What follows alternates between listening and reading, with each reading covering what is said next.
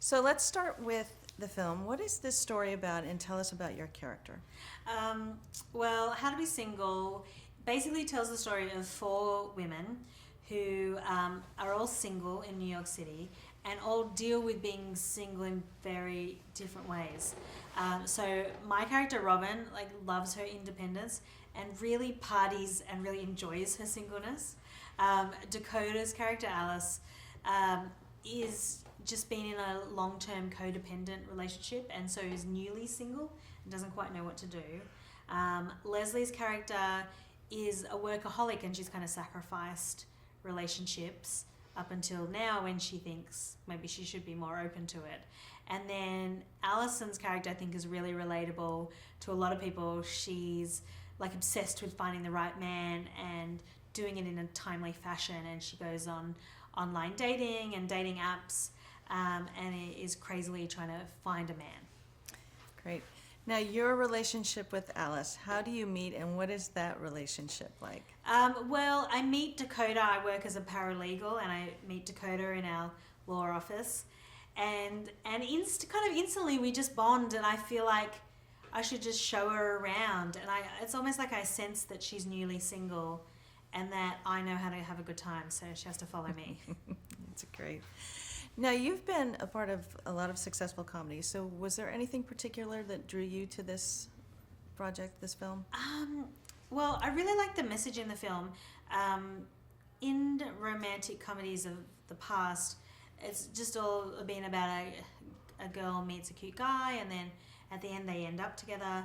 And this film is just much more reflective about what it's really like to be single and looking for love. And the end, you just don't expect what's coming in the end. And I think that's part of the reason that makes this movie such a satisfying movie to watch. Did you draw from any personal experiences to play your role, or are you just completely opposite of your character? There's always like a bit of yourself in all the characters, and in Robin I think I am a very independent person and I just love doing whatever the hell I want to do, and that attitude, also the fact that she's very comfortable in her own skin, I think is very me. But the differences is probably that Robin just parties way too hard. She drinks every single night. She's basically a functioning alcoholic, and in real life, I'm not at all like that. Yeah. That's good. Now, talk about working with Christian as a director. What kind of director is he?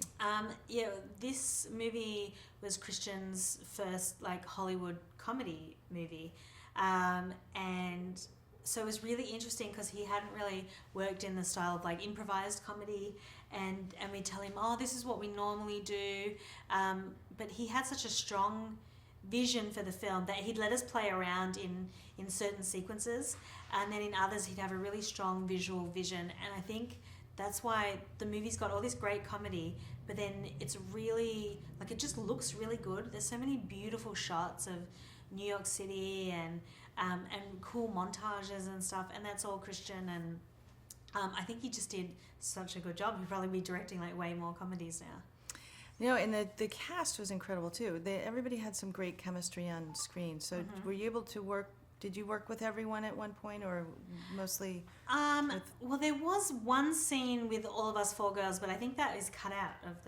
the finished film. I mainly worked with Dakota in the movie because our storylines intertwined the most. And then some days with Leslie. I think 1 or 2 days with Alison and Anders, which was really fun because I work with Anders' workmate Adam Devine a lot in Pitch Perfect. But I mean, yeah, so most of my stuff was with Dakota, and it was just really good because I think we're kind of like a classic comedy duo.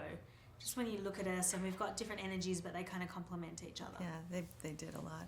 Now, this, as you mentioned, this film is not just a romantic comedy. It's got some good messaging to it. So Yeah. what do you hope that audiences take away from this? Well, it's a very pro-single message, which I think is perfect for Valentine's Day, because so many people are single on Valentine's Day, and they should just totally just be buying their tickets now to see the film. But also, if you're in a couple or you're dating someone right now, this is also the perfect movie to see, because it'll make you think oh, am I too codependent? Should I be, finding out who I am more? Or maybe it will just validate your relationship and go, oh, we're a great team, and you know, I love being with that person. That's great. And given that it's Valentine's Day, so what do you think Robin, your character, will be doing on Valentine's Day? Well, she'd be in New York, and she'd probably be in some like massive rave party with extra glow sticks, like maybe red glow sticks because it's Valentine's Day, and maybe like a dress with a flashing heart on it or something that she's made herself somehow. She has amazing secret skills.